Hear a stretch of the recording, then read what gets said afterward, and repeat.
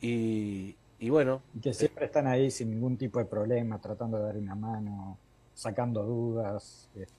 ujú, Creo que hay que destacarlo realmente, sí. exactamente. Bueno, Reinaldo, seguimos con el programa porque Dígame. tenemos mucha cosa. Muy Hoy bien. vamos a tratar de terminar un poco más temprano, para no aburrir tanto a la gente, ¿vio? Esto es una Sí, cuestión por supuesto. de que no sé. Vamos a Micaela Melgar, que nos va a estar Vamos a Micaela hablando Melgar. sobre algunos temas bastante candentes hoy en día. ¿Le parece? ¿Cómo no? Con gusto. Vamos a Vamos a escucharla. ver qué nos dice. Continuamos en el Mirador, estamos en la mañana, estamos con Micaela Melgar, diputada por el Frente Amplio, pero además es licenciada en Ciencias Políticas y bueno, también ha tenido un largo trayecto en la militancia social, es integrante también de la organización social Ovejas Negras. Pero nosotros hoy la convocamos a raíz de su actividad reciente como directora de la División Calles del Mides, en la cual estuvo un par de años y que bueno, queríamos ver cómo en este gobierno, ya que ella perteneció al gobierno anterior, eh, las cuestiones de asistencia social y demás eh, se vienen desarrollando. Creo que con esa mirada objetiva también, pero a la vez crítica bueno, para ver cómo son los cambios, esos cambios tanto que nos vendieron en la campaña electoral y que obviamente vemos que estamos casi, no sé si peor todavía. Entonces, vamos hablando con Micaela, que ella tiene experiencia en esto y por lo tanto le damos la bienvenida y los buenos días. ¿Cómo estás, Ay, Micaela? muy bien, bueno, muchas gracias por invitarme. Sobre lo que comentabas, hay varias cosas que me parece como importantes para poder pensar el problema del desarrollo social en este momento, ¿no? En primer lugar, es que la apuesta que hizo el gobierno y la apuesta inicial fue poner a un outsider de la política, que fue Bartol, que venía como con la voluntad de demostrar que el desarrollo social se podía hacer de otra forma, más vinculado a lo voluntarista, ¿no? Tanto a nivel individual, o sea, que las posibilidades de las personas se definían por, por su voluntad, por el esfuerzo que pusieran para salir de la pobreza, etcétera, Uh -huh. con las políticas sociales, que las políticas sociales eran posibles de ser sustituidas por voluntarios, por otro tipo de forma de entender el desarrollo social. Eso fracasó rotundamente y fue un año absolutamente perdido en términos de desarrollo social. Como se sabe, el desarrollo social no es solo la superación de la pobreza, sino que implica habilitar el ejercicio de un montón de derechos relacionados a el género, a lo étnico-racial, a las juventudes, a las familias. O sea, es un problema como bastante más complejo que solo la pobreza. Entonces, lo Una que... pobreza, perdón, una pobreza que viene arrastrándose desde muchísimos años atrás, estamos hablando desde tiempos de la dictadura y más, donde obviamente que no se le había encontrado soluciones y que bueno, se encuentra con todo este paquete el Frente Amplio allí en el 2005 para atacar y obviamente que había muchos derechos vulnerados, ¿no? Bueno, cuando el MIDE se crea, el primer objetivo fue la implementación de un plan de emergencia nacional que tenía varios componentes, pero fuertemente tenía un componente de asegurar el acceso a la alimentación, Uh -huh. con la creación del PANES, que implicaba las primeras transferencias monetarias desde el Ministerio de Desarrollo Social. El objetivo era, bueno, asegurar la alimentación, el techo y las condiciones más básicas, como iniciales de Uh -huh. tratamiento del problema, que nunca se había abordado el problema desde una mirada así, desde un rector, ¿no? Como era el Ministerio de Desarrollo Social. Eso, cuando se supera, se arranca el plan de equidad, que tenía como referencia en realidad la reducción de la desigualdad y el ejercicio de nuevos derechos, y en el último periodo de gobierno la idea fue la de la construcción de un nuevo pilar de protección social que refería a los cuidados. Eso es como la lógica que tuvo el MIDES en los últimos 15 años. Lo que sucedió es que Bartol, o sea, la idea del gobierno de la coalición era reducir al mínimo el aporte de las políticas sociales y de los profesionales, porque tienen esa concepción ideológica de que las personas en realidad tienen que superar sus condiciones en base a esfuerzos individuales, ¿no? De hecho, yo lo planteaba que en el presupuesto quinquenal ellos dijeron, ellos redactaron un nuevo concepto de pobreza que implicaba básicamente eso, decir que se salía de la pobreza con esfuerzo. Bueno, eso fracasó porque no solo fracasó en términos de resultados, de aumento de la pobreza exponencialmente en muy poco tiempo, pero también fracasó en términos de implementar sus propias ideas. Porque seguro que, o sea, yo no estoy de acuerdo con eso, sí, con la idea de que la gente se estimule y no sé qué, y así salga de la pobreza, pero bueno, ganaron y es lo que vinieron a proponer, pero no lograron llevar adelante las ideas de ellos mismos, del ministro. Entonces ahí pasó todo un año donde se necesitaba por lo menos un plan de acceso a la alimentación, por lo menos, ¿no? Cuando te explotan las ollas populares es porque el acceso al derecho a la alimentación está limitado y ahí debería haber jugado un papel el MIDES. Ahora asume Martín Lema, en realidad creo yo, es mi análisis, que el objetivo que tuvo la calle Pou fue tapar la mala imagen que tenía el MIDES, que tuvo el MIDES todo el año pasado, porque claro, nadie, o sea, vos le preguntás a la gente, ¿qué hizo el MIDES de Bartol? No, o sea, no se puede pensar ningún ejemplo. Entonces, bueno, Martín Lema viene con la voluntad de mejorar la imagen. Entonces pusieron un político muy, muy cercano a la calle Pou, es del grupo más cercano porque fueron quienes impulsaron la candidatura inicial, los compañeros de la 404, entonces, bueno, ponen a alguien para que el problema del desarrollo social no le afecte la figura del presidente, ¿no? El problema que nos encontramos ahora es que así no se resuelve nada. O sea, el problema no es un problema de imagen y marketing del MIDES, el problema es de políticas y de resultados. Lamentablemente, por lo que hemos visto de las primeras acciones de Martín Lema, no difieren mucho de lo que venía pasando en el MIDES, ¿no? Se apuesta a la reducción del aporte de los trabajadores, del aporte profesional, se sustituye esto con organizaciones voluntarias. Yo qué sé, el ejemplo de los paradores nocturnos para personas en situación de calle es eso, o el ejemplo de la modificación de los refugios, que ahora hay un equipo técnico cada 3 refugios, o sea, la idea es medio que se salve quien pueda, ¿no? Claro. Y bueno, eso, lo último capaz que me surge como reflexionar es que tampoco parece que Lema viene con ninguna propuesta novedosa, ¿no? Porque no modificó por ahora nada de lo que venía pasando. O sea, terminó, yo qué sé, por ejemplo, reglamentaron la ley de conducción de personas en situación de calle, ¿no? Es una ley de 2011 que habilitaba a la policía a conducir a las personas en situación de calle que no querían ir a los refugios.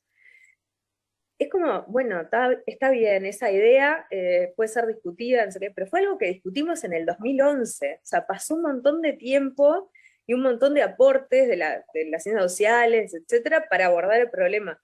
Como que estamos todos muy, sin ideas. Claro. Pero yo escuchándote y veía que de pronto la imagen que me muestran en la televisión, en los medios hegemónicos, es lo contrario, como que vienen con brillantes ideas, de pronto vienen con la prensa acompañándolos, con movilizaciones bueno, de ómnibus, de la policía, y parece como que estuvieran haciendo algo novedoso, algo nuevo, algo que jamás se hizo acá en este país. Bueno, yo creo que ahí en el trabajo de imagen es un trabajo que saben hacer muy bien y que también es cierto que la izquierda en el gobierno supo hacer muy mal. Entonces la distancia es bastante clara. El problema, por ejemplo, a mí me pasa como las contradicciones de eso.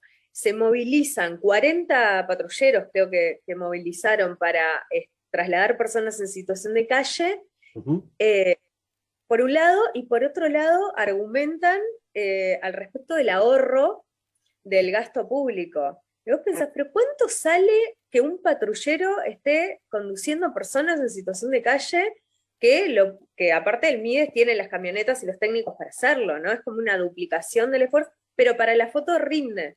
Claro. La foto dice que es eficiencia, cuando en realidad lo único que es derroche de recursos del Estado, ¿no? Claro. Así que bueno, yo me parece que sí, que el tema de la imagen lo manejan bien, y también me parece que en eso un poco estoy de acuerdo con el gobierno, porque creo que hay que mejorar la imagen del Ministerio de Desarrollo Social. Porque no en términos de lo que están haciendo ellos, que es marketing para rédito individual, o sea, Martín Lema quiere ser presidente, lo ha planteado, y es un lugar de trampolín para él, no es que vino a hacer un plan social, irse como figura política, no así, pero sí me parece que hay que trabajar el tema del rol que cumple el Ministerio de Desarrollo Social en el Uruguay, y eso está bien abordarlo desde la opinión pública también, ¿no? Claro. En ese, digamos, claro. En la campaña, uno de los temas justamente coyunturales y que fueron dados, digamos, como argumentos, era justamente ese, el del desarrollo social, el del MIDES, el que se mantenían vagos, el que se educó a la gente a recibir el asistencialismo, toda esa argumentación que, bueno, luego puesto en la práctica, y que ellos venían preparados. Ese era el argumento fundamental, ¿no? Como otros argumentos, como el de los impuestos y el del combustible y todo lo demás, y el bolsillo de Juan Pueblo, pero en realidad que ellos venían preparados para montar digamos, un sistema que pudiera sustituir el que ellos criticaban como ineficiente. Pero luego se vio que el subdirector tuvo que hacer un curso básico rápido, cosa que parece insólita, porque no puede existir una improvisación tan grande. Y luego vemos este desfile de Bartol, ahora Lema, y obviamente vemos que no le encuentran la vuelta. Esa actitud es la que venden ellos, y hay buen camino, se ve que al final de la puerta del camino se va a ver la luz, o vamos en camino hacia un precipicio. Bueno, la primera parte de la pregunta, que refiere a, ellos criticaban el asistencialismo del MIDES, o sea, su principal crítica era que, como dijiste vos, lo decían explícitamente, sí. La gente vivía del Ministerio de Desarrollo Social porque no quería trabajar, ese fue el mensaje que brindaron, y lo que termina siendo el MIDES de hoy es solo asistencialismo, porque lo que está haciendo, o sea, los esfuerzos del Ministerio en este momento refieren a la entrega de canastas de alimentación y a el ingreso de personas en situación de calle a lugares provisorios, o sea, puro asistencialismo.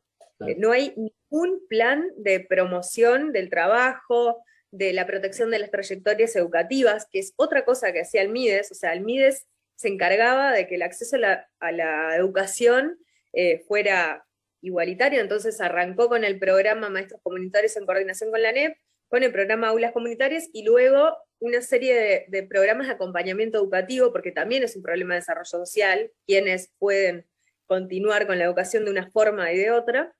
Y en este contexto, donde los chiquilines, o sea, cualquier persona que conoce la realidad de la pobreza en Uruguay sabe que es inviable que los chiquilines puedan sostener clases por Zoom en una casa donde muchas veces duermen pila de chiquilines en una misma habitación, donde los espacios no son adecuados porque, o sea, en general la mujer trabaja en la casa, hay cuidados de adultos mayores o de niños que se tienen que generar y todo en un espacio muy reducido, porque el acceso a la vivienda tampoco lo hemos resuelto. Entonces, pensar que los chiquilines pueden sostener un proceso de aprendizaje en ese contexto y que el MIDES no tiene que hacer nada para que eso pase, me parece una locura. O sea, yo pensaría, no sé, camionetas del MIDES levantando chiquilines para llevarlos a espacios más adecuados, para que tengan las clases en las computadoras.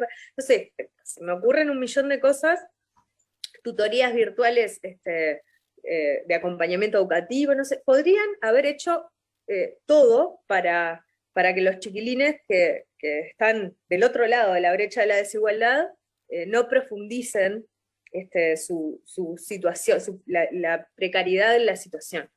Pero bueno, no hicieron nada, no hicieron ni eso ni ninguna otra idea.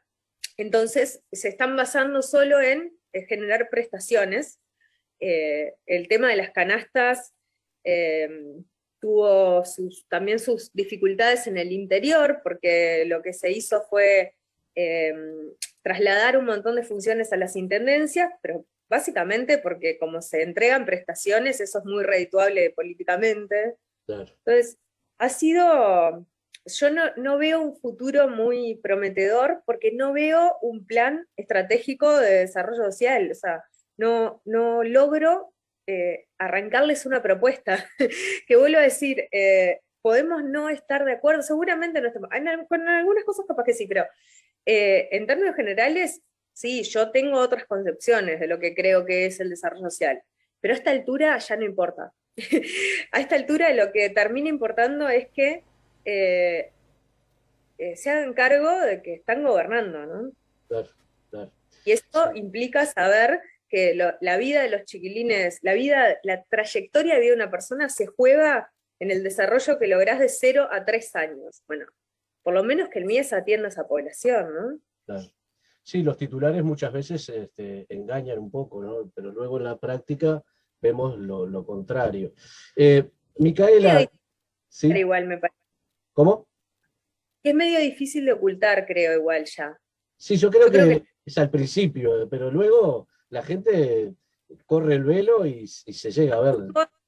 De la tarde y te cruzás con 2 colas de personas haciendo para la olla popular. Te tocan los vecinos para que pongas para la colecta, o te toca una madre con gurises para que le des algo de comer, y eso se empezó a ver, o empezó a subir a los bondi gente que antes tenía alguna forma de ingreso y ahora ya no la tiene y se tiene que rescatar, o sea, y la gente aparte lo vive, o sea, la gente empezó a tener dificultades en los ingresos, en sostener el trabajo. Es bastante evidente, es difícil, muy difícil, en términos, el desarrollo social es muy difícil de marketingear, ¿no? Claro, claro, claro. Micaela, un poco ya cerrando la nota y bueno, para que la gente también vea la otra parte, porque muchos dirán, es fácil mirar hacia la vereda de enfrente, ¿no? Porque eso lo hizo en campaña el gobierno actual, ¿no? Miraba hacia la vereda de enfrente y criticaba, y luego tuvo que hacer todo lo que, digamos, meterle la mano a Juan Pueblo, aumentar impuestos, aumentar tarifas, y bueno, que ahora luego de un año y medio ya prácticamente de ejercicio de otro gobierno y el frente visto desde la vereda de enfrente, ¿qué autocrítica? Recién dijiste algo sobre el marketing y cómo se movía con los medios el Frente Amplio, una de las carencias, pero en cuanto a este tema, el tema del MIDES, ¿qué es lo que le quedó en el tintero? ¿Qué es lo que, bueno, podríamos haber hecho y no lo hicimos, o que quizás queda por hacer? Yo creo que en el último periodo de gobierno el MIDES quedó muy deslegitimado en términos del lugar que ocupaba en el país, y no logramos revertir eso, y fue quedando aislado hasta mismo dentro del gobierno, ¿no? nos costaba generar cuestiones básicas de coordinación, y eso no te puede pasar. A mí me parece que se dejó avanzar un discurso que eso deslegitimaba el trabajo en términos de la protección de los derechos. No logramos como frenar a tiempo ese relato, y creo que una parte también del Frente Amplio colaboró en ese sentido, deslegitimando el papel del MIDES, el rol del MIDES. Me acuerdo, o sea, puedo darte un ejemplo que es evidente, por ejemplo, Daniel Martínez mandándole una carta al presidente al respecto de las personas en situación de calle. O sea, yo creo que ahí faltó la capacidad de entender el problema y cómo resolverlo colectivamente, ¿no? Bueno, al respecto de qué podríamos haber hecho, tengo un montón de autocríticas. Creo que nos faltó avanzar en el derecho al acceso a la vivienda, que como factor fundamental de inclusión social, no logramos ni sacar una ley de alquileres para que los alquileres no sean una absoluta usura en este país, ¿no? Creo que ahí quedaron cosas en el tintero para avanzar. Muy bien. Bueno, Micaela, yo te agradezco el tiempo. Realmente es un placer cada vez que charlamos. Podríamos hablar horas porque hay tanto tema, y más justamente en este campo, en este terreno, que obviamente que interesa a la gente común, a esa gente que todos los días las tiene que pelear y está difícil para llegar a fin de mes, y que cada vez se está tornando más difícil. Un poco también argumentado o cubierto con lo de la pandemia, pero que es un tema realmente a resolver, pero que no tiene mucho que ver con la pandemia, sino con la intencionalidad de un gobierno que no tiene soluciones para estos temas. Te agradezco muchísimo, gracias por tu tiempo, sabemos que la ocupación, todo el tema, y bueno, realmente es un placer cada vez que charlamos contigo. Bueno, muchas gracias por la invitación. Hoy justo es una jornada de alegría y cansancio, ¿no? Por lo de ayer, pero Exacto. bueno, nada. Nos toca hacer un mate y ponernos a trabajar en la rendición de cuentas. A seguir trabajando, porque esto es como en el fútbol, el próximo partido ya está ahí a la vuelta de la esquina y hay que volver a jugar. Gracias, Micaela, el abrazo grande y bueno, gracias por tu tiempo. Muchas gracias a ustedes.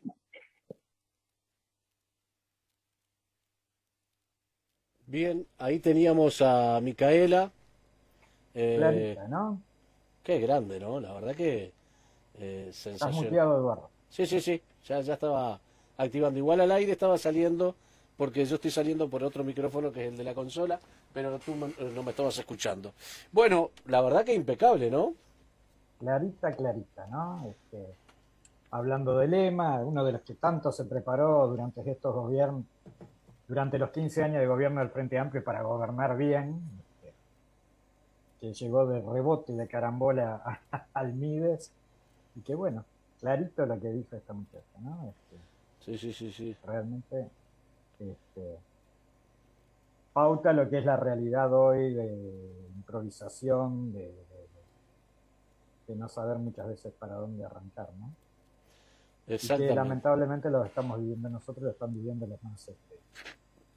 No solo lo estamos viviendo, lo estamos padeciendo, que eso es lo que en realidad, algunos quizás escuchando esta entrevista, yo mientras me volví a escuchar, porque en realidad en estas ocasiones uno tiene la oportunidad de volver a escucharse, no de reescribirse, porque obviamente no lo puede hacer, pero sí de escucharse. Y algunos dirán, pero vos de periodista no tenés nada. Obviamente, yo siempre dije que fui un comunicador, pero que soy opinador también. Y para eso, con el entrevistado siempre opino. Decimos lo que pensamos y vemos la reacción del entrevistado también. ¿Por qué? Bueno, porque obviamente ante la opinión, porque podía asentir en todo,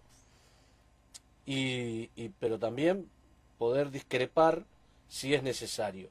Con Micaela, la verdad, tiene una idea muy brillante, una diputada con 32 años. Si habrá futuro, cuando decían que el Frente Amplio no tiene recambio, ¿no? si habrá futuro. Hay gente con una capacidad enorme, con 30 años. Yo, Sabini, tanta gente, Núñez, tantos botijas, porque son botijas, son Son todos botijas. jóvenes.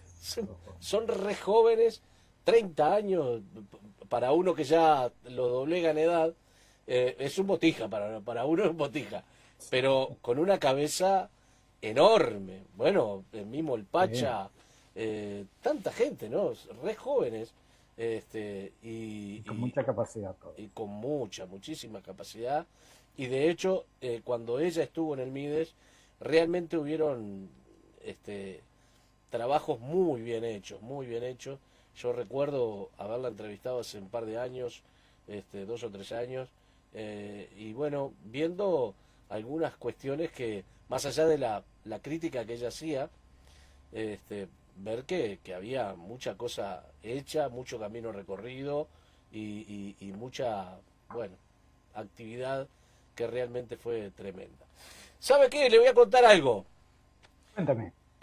Federico Maritano hoy no va a salir, porque lamentablemente, pero justo vio que tenemos la final de la Copa, tenemos una cantidad de cosas por acá, había para comentar lo del clásico, vio que se escapa cuando se escapa. Las Se más escapa. difíciles. Ahí está, pero no, está haciendo un trabajo allí por el Estadio Charrúa, para que la audiencia lo conozca.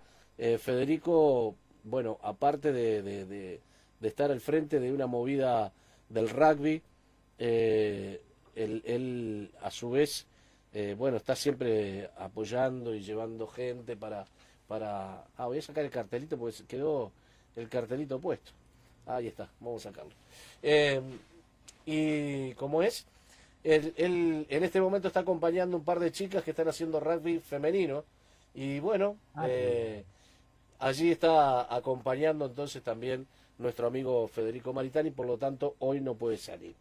Bien, pero tenemos material en pila, no solamente eso, sino que tenemos a nuestro amigo Quique Dordal.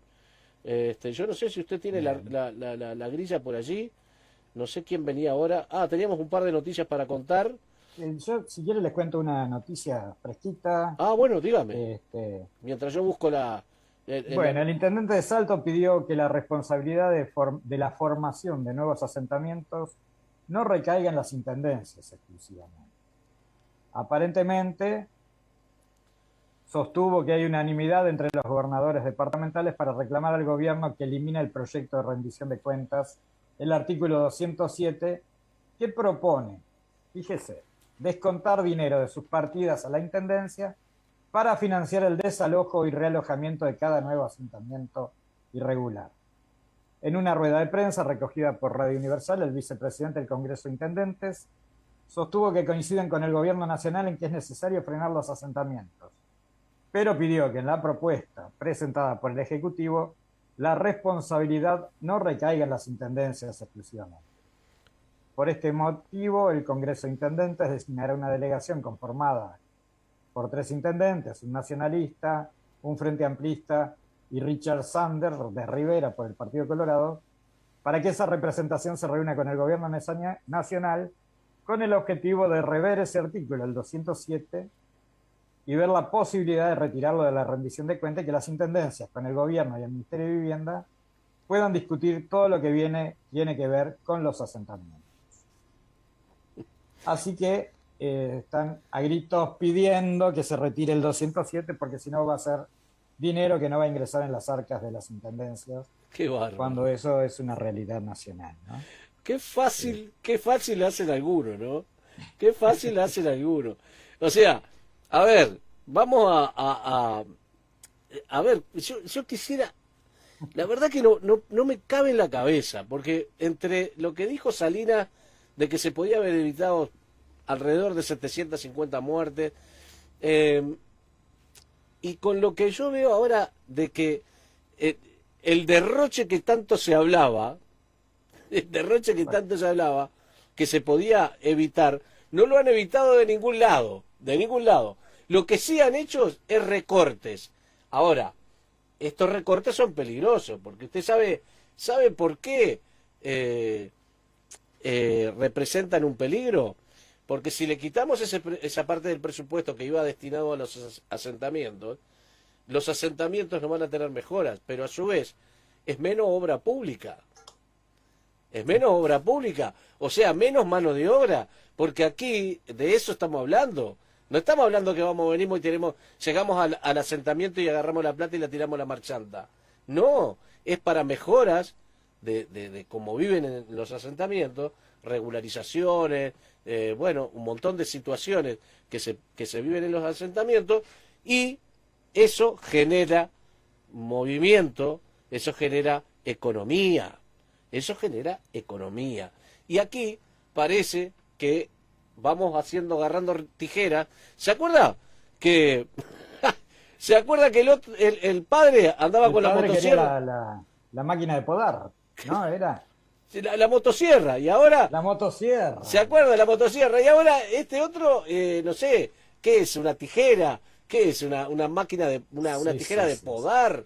No sé, es una tijera de podar más que nada. Una tijera de podar, ¿no? Sí, seguramente. Bueno, le cuento, hablando de tijera de podar, de seguir cortando cosas, le cuento, ¿le suena Alfredo Antía? Antía me suena el apellido. Antía le suena el nombre, ¿no? Sí. Punta del Este, Maldonado, intendente Maldonado. Bueno, Alfredo Antía la sobrina es alcaldesa. Alcaldesa del CH. Exactamente. Sí, son con mucho glamour, Punta del Este, CH. Claro. Pero bueno, Alfredo Antía es el presidente de la Cámara de Industrias. Mire usted. Que señaló, ha subrayado que las cámaras empresariales pretenden habilitar, fíjese bien, la contratación de nuevos trabajadores por salarios debajo del laudo acordado en los consejos de salario. ¡Qué bárbaro! ¡Qué bárbaro! A lo cual Marcela Abdala rechazó y cerró el paso a esa o cualquier iniciativa en la misma dirección. Eso es ilegal, afirmó de manera categórica, y por definición dijo, el Consejo de Salarios establece la normativa básica que rige las condiciones de salario mínimo por categoría, de aumentos salariales y condiciones de trabajo básicas en todas y cada una de las ramas de la actividad. Por tanto, por definición, pensar que ingresen trabajadores por debajo de las condiciones mínimas es ilegal, sostuvo Abdala frente al planteo del señor Antía. Claro. ¿Qué le parece? No, me parece un paso muy inteligente, me parece muy bien. ¿Sabe por qué? Porque estaba visto. Esto era lo siguiente que venía. La pandemia ayuda, la desocupación ayuda, la desesperación de la gente ayuda, y esto es pan comido. Imagínese usted, tenga 4 pesos usted, lo tiene metido ahí en el banco, y contrata gente por 4 pesos. ¿Me entiende?